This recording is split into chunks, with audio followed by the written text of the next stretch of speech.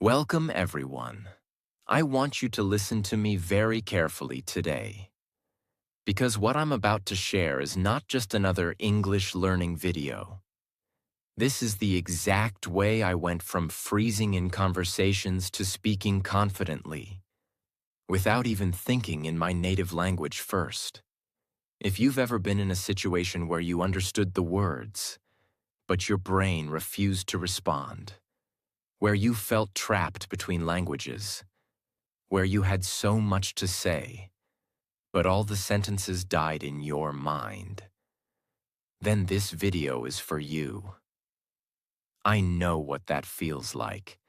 I know the frustration of knowing the answer in your head but saying nothing because you're scared you'll sound stupid.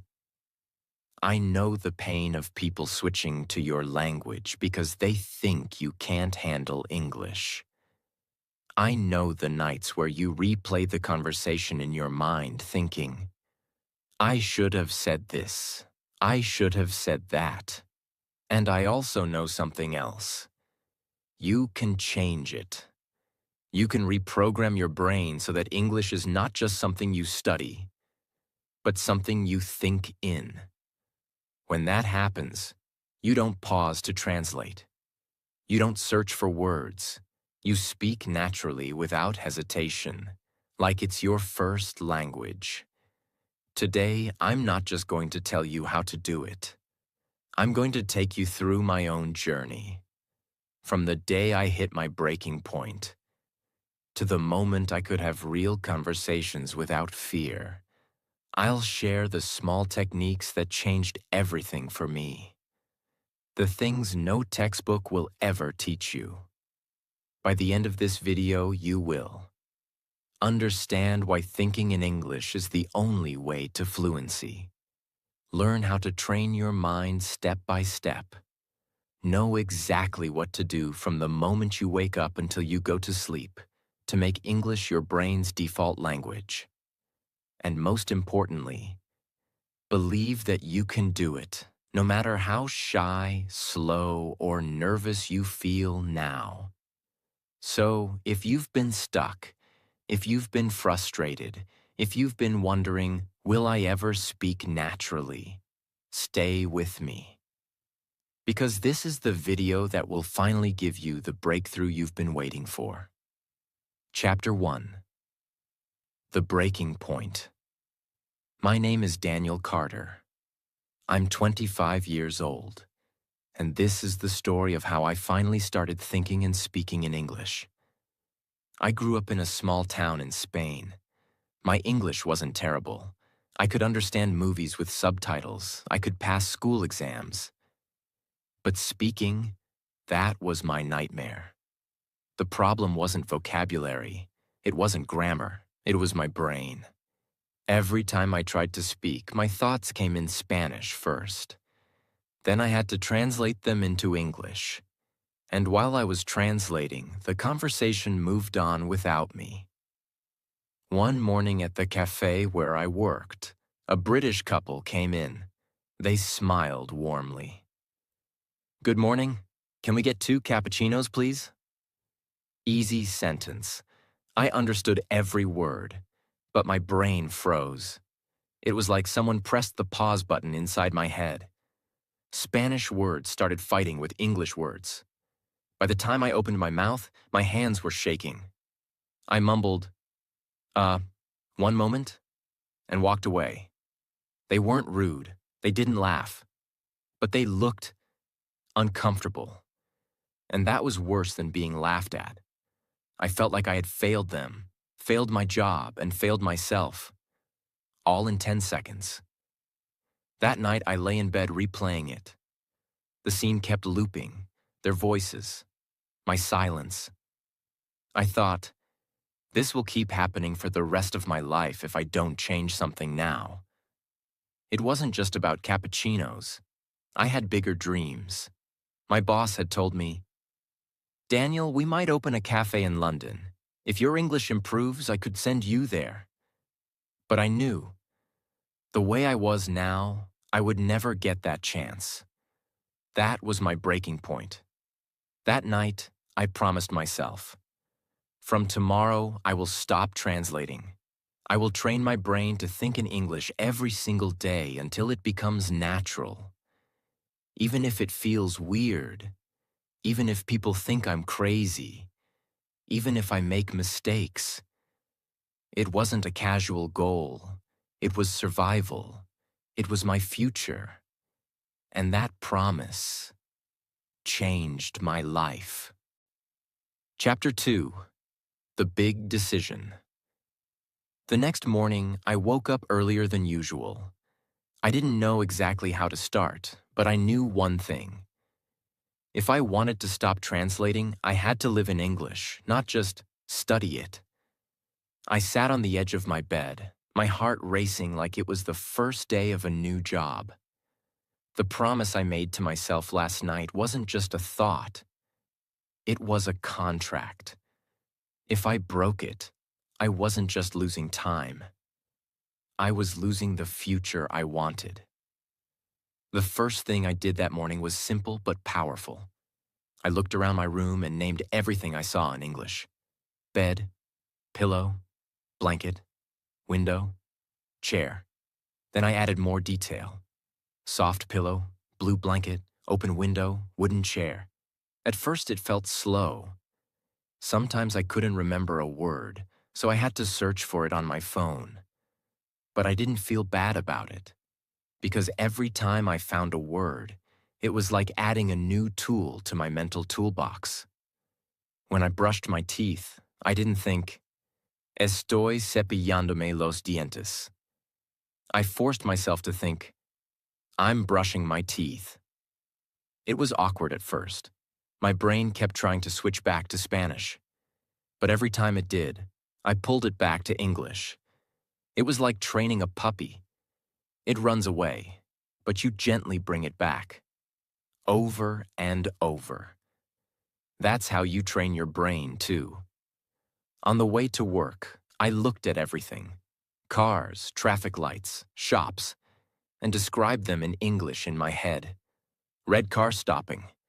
Woman in a yellow coat crossing the street. Small bakery on the left. At first, I was only using short, simple sentences. But that was fine.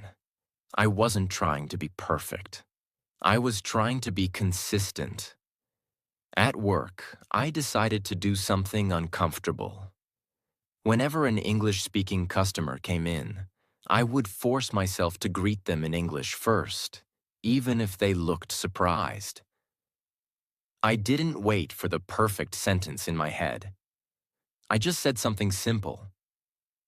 Good morning, how are you today? The first time, my voice shook. The second time, I spoke a little faster. By the third time, I noticed something amazing. The sentence came out faster than before. I didn't translate it word by word.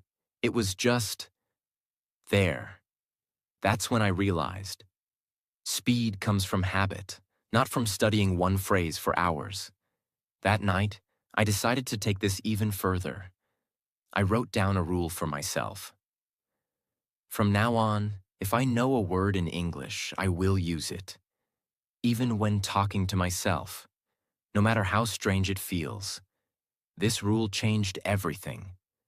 Because now, English wasn't something I practiced for 30 minutes. It was something I lived in all day.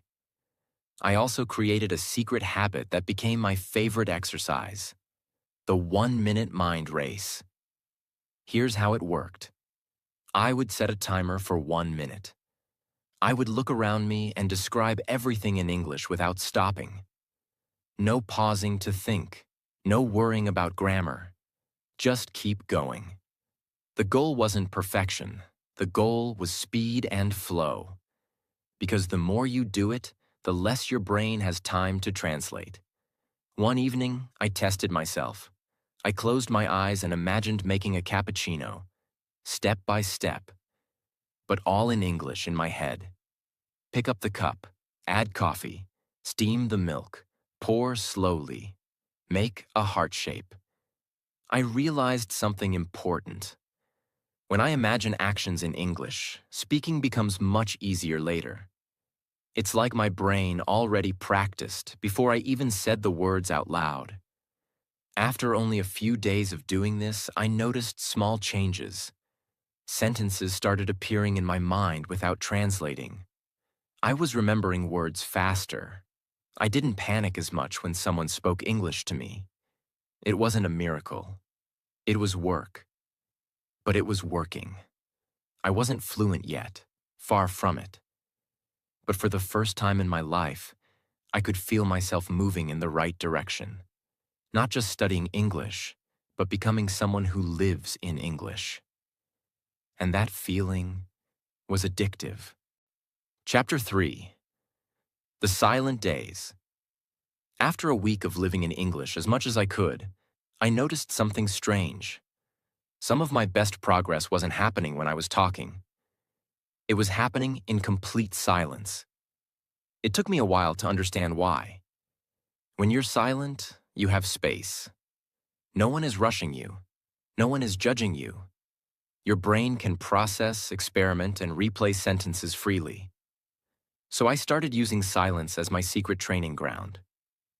Morning silence practice. I would wake up, sit on my bed, and spend 5 minutes in total quiet. No phone, no music. During those 5 minutes, I would imagine a conversation in English. Sometimes it was simple. Ordering breakfast in a cafe. Asking for directions. Talking to a friend about the weather. But here's the rule I made. The conversation had to be inside my head in English only. If my brain tried to sneak in a Spanish word, I replaced it instantly with an English one, even if it wasn't perfect. This is where I discovered something powerful. When you imagine a conversation fully in English, your brain starts building faster, smoother connections between words. Later, when you speak for real, those connections are already waiting for you. One day, I was sitting at the park on my lunch break. I picked up my coffee cup and decided to tell its story in my head. In English. This is a paper cup. It's white with a brown sleeve. I bought it from the cafe across the street. The coffee smells strong. The lid is a little loose. Then I pushed it further. I made up a story. Maybe this cup came from a factory in another country. Maybe a worker packed it with hundreds of others in a big box. Maybe it traveled on a ship. Now it's here, in my hand. Why was this important? Because it stretched my English thinking beyond basic descriptions. It forced me to create, to imagine, to connect ideas, all in English. I had learned about shadowing, repeating what someone says in real time. But I discovered a silent version. I would watch English videos and move my mouth to match the speaker, but without making any sound. It sounds strange, but it trained my mouth muscles while also letting me focus on rhythm, lip shape, and speed without worrying about my voice. When I later spoke out loud, my mouth felt ready. When I was on the bus or walking down the street, I would narrate everything silently in my head. The man next to me is reading a newspaper. The driver is wearing sunglasses. The road is bumpy. The shop has a blue sign. It was like writing a book in my brain, constantly adding English sentences to match my surroundings.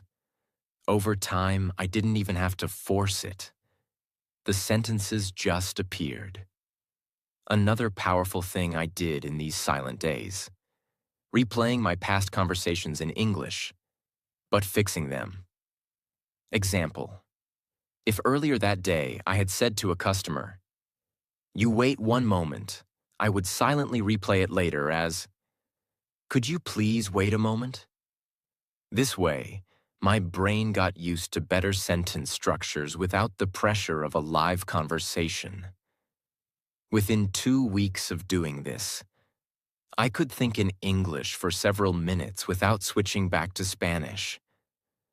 My vocabulary was growing naturally because I was constantly searching for words to describe things.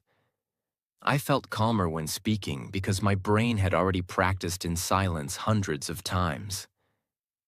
One night, I realized something big. I was lying in bed, thinking about my day, and I noticed I was doing it entirely in English without trying. That had never happened before in my life. But I knew this was just the foundation. Silent thinking was powerful, but if I stayed silent forever, I would never truly master speaking. The next step was scarier.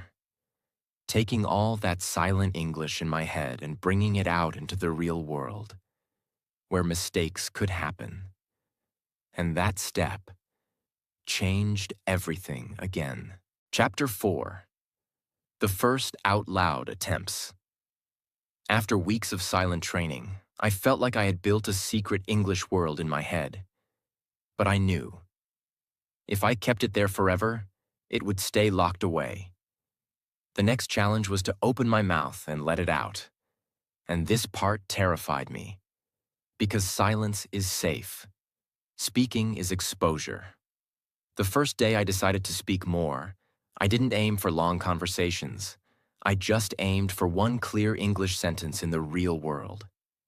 I told myself, don't try to be perfect. Just get the words out. That morning, I was at the cafe before opening. The delivery man arrived with boxes of milk and coffee beans. Normally, I'd greet him in Spanish. But that day, I opened the door and said, "Good morning, how are you today?" It was short, simple, but it was out loud. The first thing I noticed was how different my voice sounded when speaking English. It felt slower, like my mouth was testing every sound. I realized this was because my muscles weren't used to moving in English patterns. So I decided to add mouth warm-ups before speaking, repeating tricky English sounds 5 to 10 times. The, like in think, this. R, like in really, right. Ending sounds like in make, hope, fast. These few minutes made my voice feel freer, my jaw more relaxed. The next step was shadowing out loud. This time, no silent lip-syncing. I matched my voice to the speaker in real time. If they spoke fast, I spoke fast. If they paused, I paused. I didn't care if I made mistakes.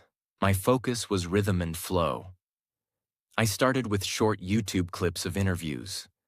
One of my favorites was a 2-minute coffee shop conversation. I played it 10 times in a row until my voice almost matched theirs word for word. At work, I set a secret daily goal. Say at least 5 sentences in English before going home. If customers didn't give me the chance, I created the chance. Asking, "Would you like sugar?" Saying, "Your coffee will be ready in a moment," or simply, "Enjoy your drink."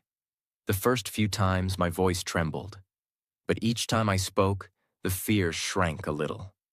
One afternoon, a tourist asked, "Do you know where the nearest ATM is?"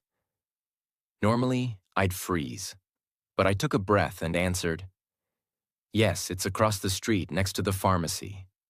She smiled and said, "Thank you." I walked back into the cafe like I had just won a gold medal. Because in that moment, I realized the conversation didn't have to be perfect to feel like progress. To make my speaking stronger, I added the 3-second rule.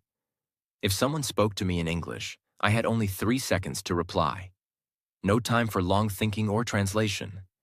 This forced my brain to send words straight from thought to mouth. Example. Customer. "Could I get an extra spoon?" Me. "Of course, just a moment." Fast, natural, done. The more I did it, the less my sentences felt built, and the more they felt released. At home, I created out-loud narration nights. I'd choose a simple activity, making tea, cleaning my desk, and talk about it out loud in English as I did it. "I'm filling the kettle. I'm turning it on." The water is boiling now. I'm pouring it into the cup.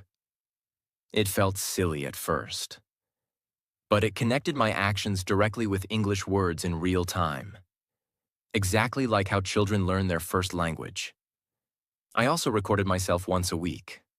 The first time, I hated my voice. It sounded slow, uncertain, and sometimes wrong. But that recording became my proof of progress. Every week, I compared it to the last one.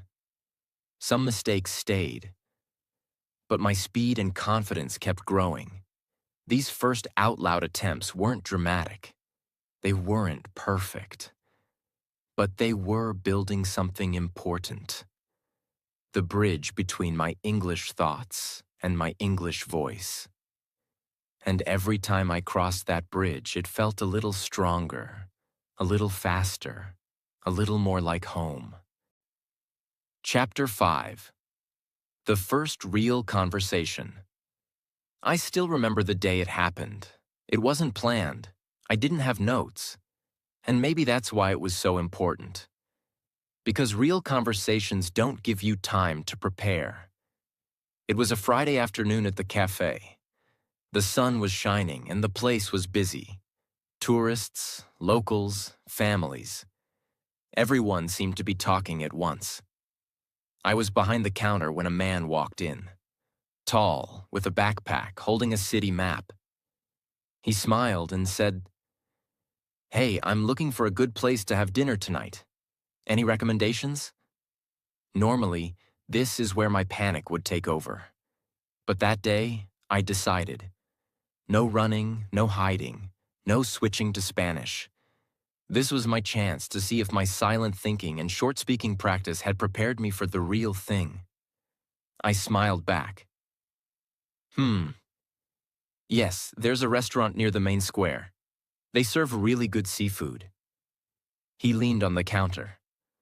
Oh, that sounds great. Is it expensive? I didn't know the perfect way to say not too expensive, but I remembered my rescue strategy. Keep it simple, but keep it moving. It's not too expensive. The food is good, and the place is beautiful at night. He nodded. Nice. And do I need a reservation? Reservation. That word flashed in my mind. I had learned it months ago, but never used it. This was my moment. Yes, maybe. On weekends, many people go there. You can call them. Here's what I noticed. I wasn't speaking perfectly, but I wasn't freezing either, and my brain wasn't translating. It was just responding. He smiled. Thanks for your help. By the way, you speak English really well. Those words. They felt like a reward for every silent practice, every nervous sentence, every early morning mouth warm-up. After he left, I replayed the conversation in my head. Not to criticize myself, but to upgrade it. Example. Instead of, the food is good and the place is beautiful at night, I could have said, the food is delicious and the view at night is amazing. This is something I now call conversation rebuilding. After every talk, I replay it in my head and improve my sentences so my brain is ready for next time. I also learned a huge lesson that day. The goal is not to say everything perfectly. The goal is to keep the conversation alive. If you forget a word, you can. Use a simpler synonym. Delicious. Really good. Describe it. Reservation. Call before you go. Or gesture if needed. The important thing is, don't stop talking. From that day forward, I made a new rule. One real conversation in English every day. It didn't matter if it was with a tourist, a colleague, or even online. One conversation every single day. At first, some were short, just a few lines. But over time, they got longer, faster, and more natural. Something else happened that I didn't expect. My fear started turning into excitement. When I saw an English-speaking customer walk in, I felt curious instead of nervous. I started thinking, what will I learn from this one? instead of, what if I fail? That mental shift from fear to curiosity was huge, because once you're curious, you start listening better. And the better you listen, the better you respond. That week, I had a conversation with an Australian couple about Spanish food. I didn't just answer their questions. I asked them questions back. What's your favorite Spanish dish? How long are you visiting? For the first time, I wasn't just surviving the conversation. I was enjoying it. I walked home that night with a smile. I knew I still had a long way to go. My sentences could be smoother. My vocabulary could be bigger. But I had crossed a line I thought was impossible. I could have a real, unscripted English conversation without freezing. And once you cross that line, you never want to go back. Chapter 6. Breaking the Translation Habit. After my first real conversations, I felt unstoppable for a few days. But soon, I noticed something holding me back again. It wasn't fear this time. It wasn't shyness. It was the one habit I had carried with me since I started learning English, translating in my head. Even during good conversations, I realized some of my sentences were still taking the long route in my brain. Native language, English, speak. It was faster than before, but still not instant. And I knew, as long as translation was there, I would never reach true fluency. I decided this had to end. If my brain wanted to translate, I would train it not to. Not by force, but by replacement. Step 1. Short thought training. I started with micro thoughts, 2 to 4 word sentences in English only. Instead of thinking, voy a abrir la puerta, and then translating it, I would go straight to, I'll open the door. I did this all day with tiny actions. I'm eating lunch, I'm washing my hands, I'm writing notes. Why short sentences? Because they don't give your brain time to slip into your native language. Step 2. Visual thinking in English. I stopped linking English words to my native words. Instead, I linked them directly to the object or action. Example. When I thought apple, I didn't see the Spanish word manzana in my head. I saw an actual apple, shiny, red, fresh, and connected it straight to the English sound apple. This way, there was no middle step. The English word became the first and only label in my mind. Step 3. Real-world reaction speed. I created small reaction challenges for myself. If I saw something happen around me, I had to name it in English immediately without pausing. Bus arrives? The bus is here. Child running.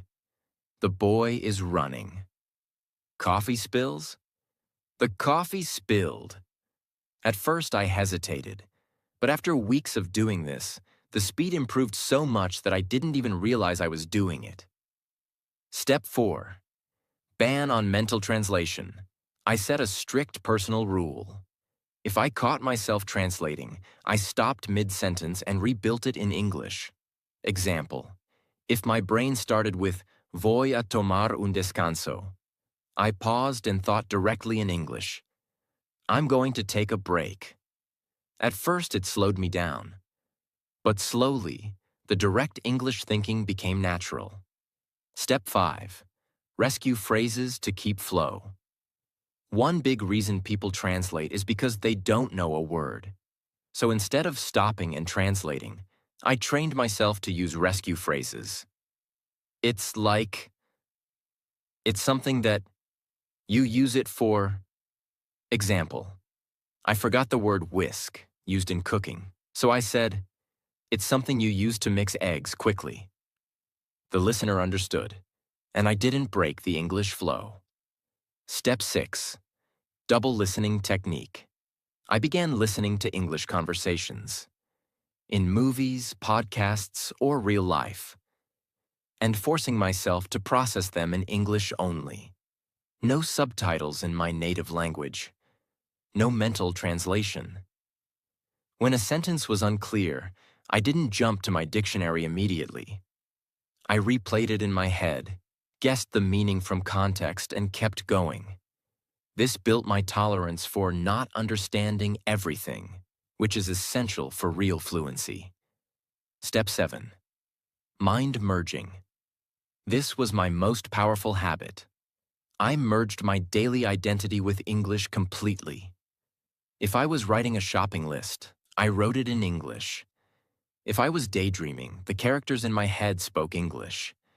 If I was thinking about my goals, I described them to myself in English. I wasn't learning English anymore. I was living in English. Within a month of doing this, something magical happened. I caught myself walking to work, thinking about a memory from last summer. And the memory was in English. The voices, the dialogue, the emotions. It felt strange at first, like my brain had switched operating systems. But then it felt freeing. This is when I realized fluency isn't about knowing every word. It's about making English the first language your brain chooses without asking. And for the first time, I felt like I was truly on the way there. Chapter 7. Speaking like you think. After I finally broke the translation habit, something new started happening. When I thought of something in English, I could say it almost instantly. But there was still a gap. My spoken sentences were simpler than the thoughts in my head. I wanted more than just good enough English.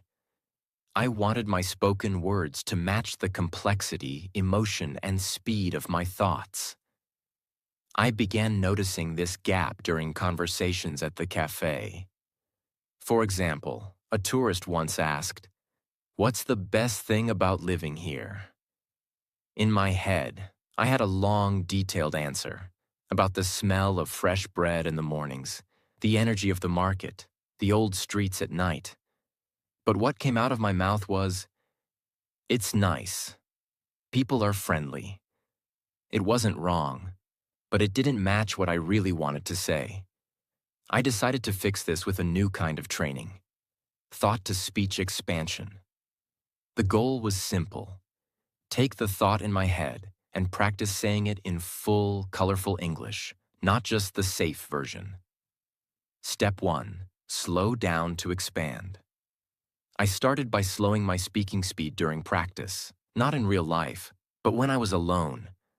For example, if my thought was, "The weather is nice," I'd say, "The weather is nice today because the sun is shining, the air feels fresh, and it's not too hot or cold." I trained myself to add layers, description, reason, feeling. The more layers I added, the more natural it became to speak in full thoughts instead of cutting them short. Step 2. Use connectors like glue. I realized fluent speakers don't just speak in separate sentences. They connect their ideas with words like because, so, and, but, actually, in fact. Example. Instead of, "I like this city. People are friendly," I'd say, "I like this city because people are friendly and they're always ready to help you if you need something." These connectors made my speech flow like a river instead of sounding like a list. Step 3. Speak feelings, not just facts. When someone asked me about my day, I stopped giving flat answers like, "It was good." Instead, I added how I felt and why. It was good because I had time to walk by the sea, and the sound of the waves made me feel relaxed. This gave my speech personality and made conversations more engaging. Step 4. Practice no filter. Speaking. Sometimes when we speak, we censor ourselves. We only say the safe part of our thoughts. I practiced speaking everything that came to mind, still politely, of course. For example, If I tasted a new coffee at work, I didn't just say, "It's nice." I'd say, "It's nice. It has a rich flavor, a little stronger than usual, and I can taste a hint of chocolate." The goal was to get comfortable expressing my full thought in English without cutting it down. Step 5. Copy the natural flow of natives. I started paying attention to how native speakers told stories. They didn't rush. They used pauses, changes in tone, little fillers like, "you know," or "I mean," not to waste time, but to keep the flow natural. I recorded short voice messages to myself, copying this style. It felt awkward at first, but soon my speaking sounded more relaxed and confident. Step 6. Daily real-life testing. I didn't keep this training private. Every day, I tested it with real people. When a customer asked about the weather, I'd give them my expanded version. When a friend asked about my weekend, I'd tell them the full story, not just good or busy. Sometimes they looked surprised at my long answers, but I could see they were more interested, more engaged. After a month of this, my spoken English started matching my thoughts almost perfectly. When I looked at something, my brain gave me the words. My mouth said them, and it sounded exactly like I imagined. It was no longer just thinking in English. It was living in English and speaking it in its full color. But I wasn't finished. Because even though my speaking had improved massively, I knew there was one final skill that would take me from good to truly fluent. The ability to live my entire day surrounded by English no matter where I was. And that's what came next. Chapter 8. Living in English. After I learned to speak exactly as I thought, I realized something huge. Fluency isn't just about practice sessions. It's about building an entire life that breathes English. If English only exists for 1 hour a day in your life, it will always feel foreign. But if English surrounds you from the moment you wake up until you go to sleep, it becomes your environment. It becomes your natural state. Step 1. English. From the second I wake up, the first words in my head each morning were in English, not because I forced them, but because I planned for it. Before bed, I placed sticky notes in English around my room, one on the ceiling. "Good morning," one on my mirror. "Smile, today is yours," one on my door. "Let's make it a great day." When I opened my eyes, those words were the first thing I saw, and seeing them triggered my brain to start the day in English mode. Step 2. Breakfast in English. While making breakfast, I narrated everything in English out loud. "I'm slicing bread. The butter is cold. The coffee smells strong today." I didn't care if no one was listening, because my goal wasn't to impress. It was to train my mouth to move in English naturally, even during the smallest actions. Step 3. English in my ears all day. If I wasn't talking, I was listening. Podcasts, audiobooks, YouTube interviews, not background noise, real listening. I chose topics I actually cared about: travel, food, business, so I didn't get bored. When I heard a phrase I liked, I paused, repeated it out loud, and sometimes even wrote it down. Step 4. Replacing my digital world. Every app on my phone was switched to English. Social media feeds, news, weather, even my shopping app. When you do this, something magical happens. English stops feeling like a school subject and starts feeling like your everyday language. Step 5. Talking to myself without fear. Walking to work? I'd pretend I was giving a tour of the city in English. Cooking dinner?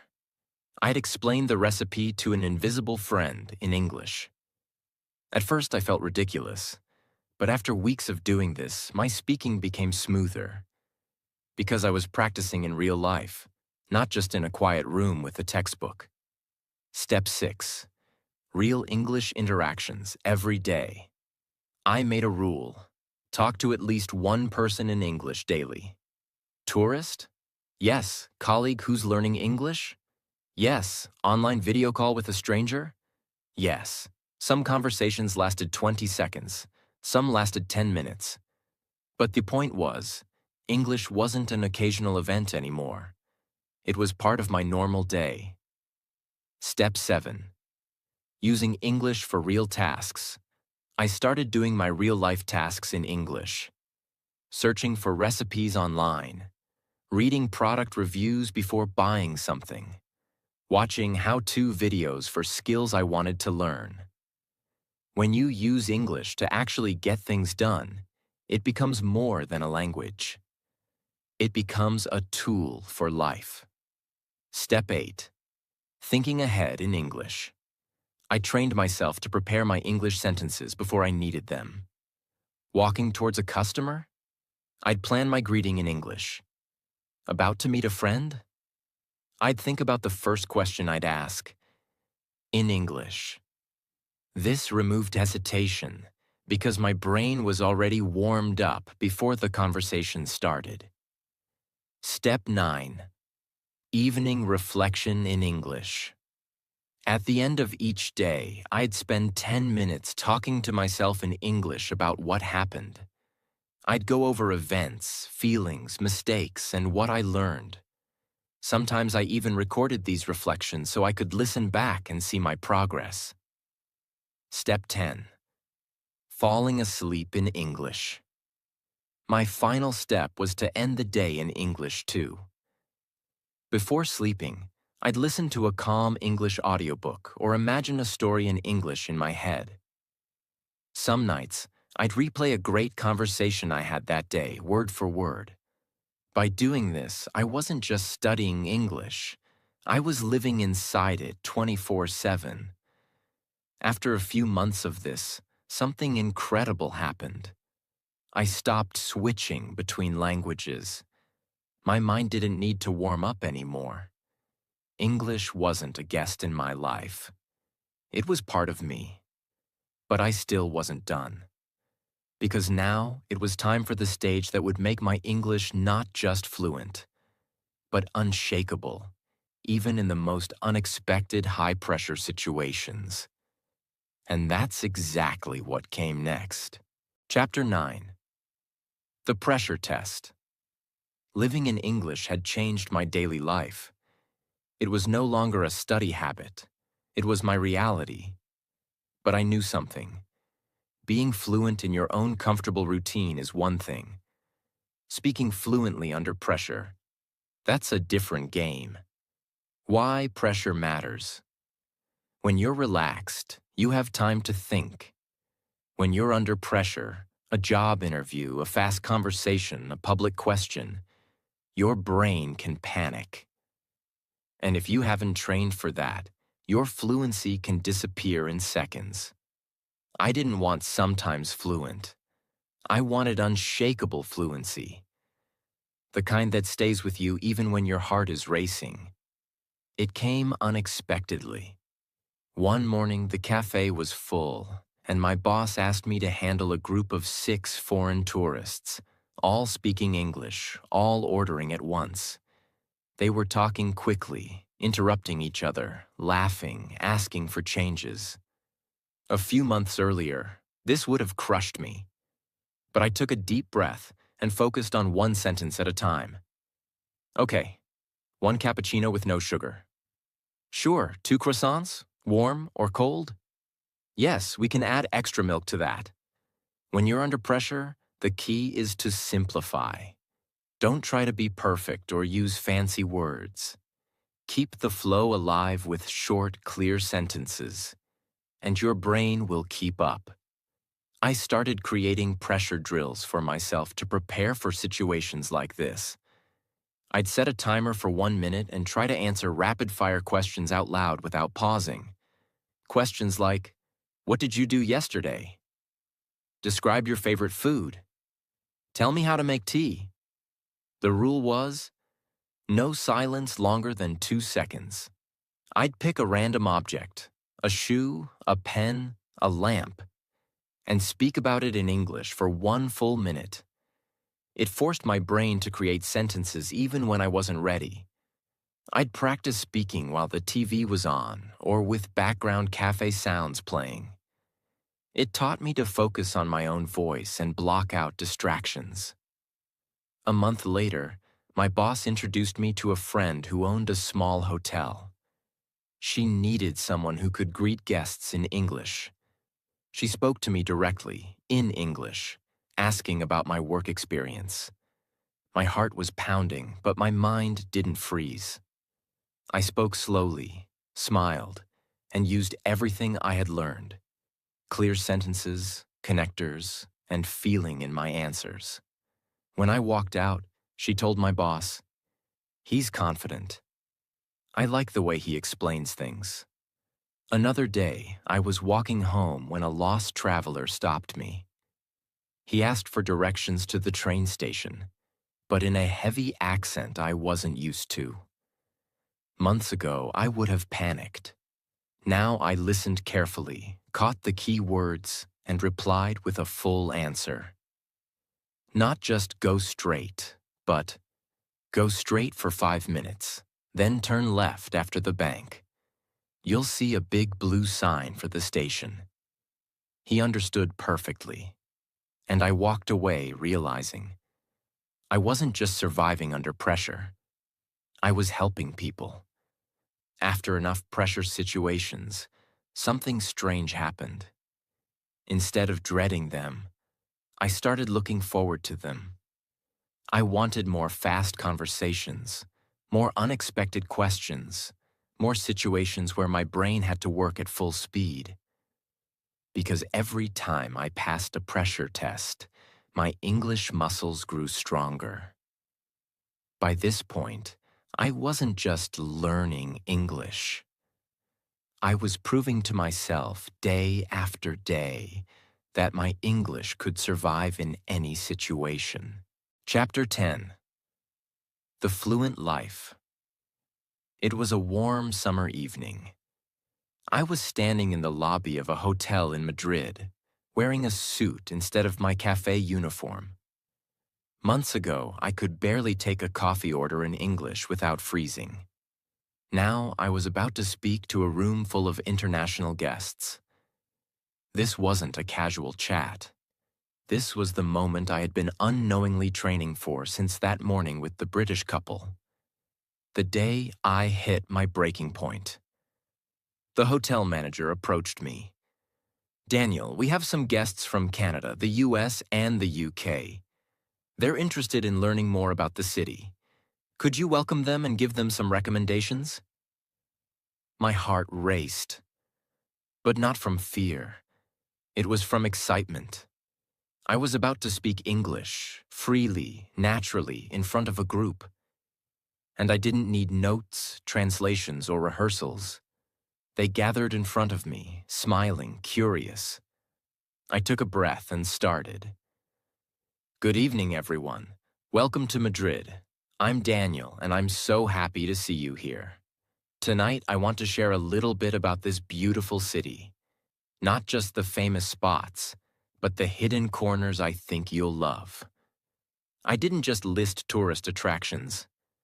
I painted pictures with my words. In the morning, you can walk through El Retiro Park.